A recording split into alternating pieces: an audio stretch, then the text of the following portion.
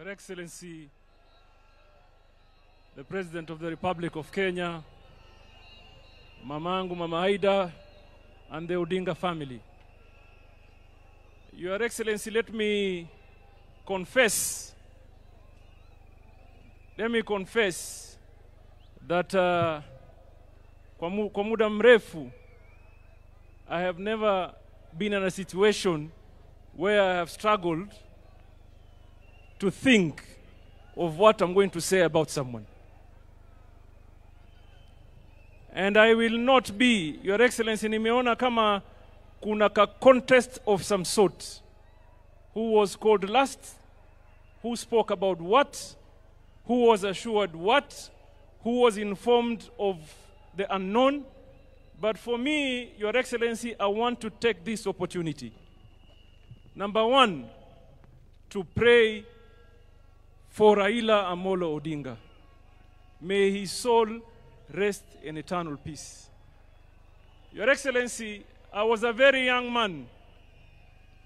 I was a very young man from Kisauni, where nobody knew me or had an idea of who I am. When I developed the ambition of wanting to become a leader. Your Excellency, there's a guy called John Maya Ndiwo. He was living in Mombasa, nikamwendea nipeleke kwa Raila. Babangu hajakuwa kwa siasa, mamangu hajakuwa kwa siasa, shangazi yangu hajakuwa kwa siasa, Hassan Joho hajulikani na mtu yoyote. I walked to see Raila na akanibeba mkono. Nikawa mbunge, nikawa governor, na sasa mimi ni waziri. Na mimi, Your Excellency, nataka tuchukue fursa hii mimi mwenyewe kibinafsi. Nimuombe Mwenyezi Mungu Raila aende apumzike na kutana na wazee wetu mbele ya haki. Na lile la muhimu, Mbadi said here that he has never betrayed Raila. I want to tell Mbadi, you're not on your own. Mimi, I have never betrayed Raila. Akiwa hai, and I assure you, I will not betray his cause hata akienda mbele ya haki. I assure you.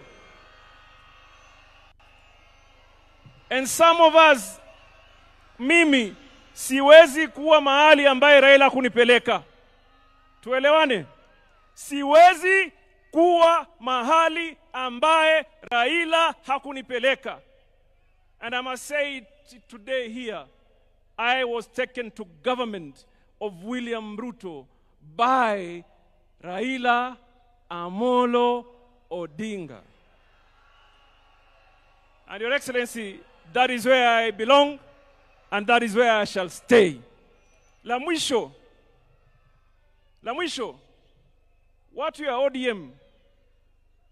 ODM, many speakers have heard you, munasema, we want to assure you, chama haiendi mahali, chama isambaratiki, chama haiwezi vunjika. Mimi, the values of the party, the values and the principles of the party, zimewekwa katika roho yangu na baba Raila Amolo Odinga.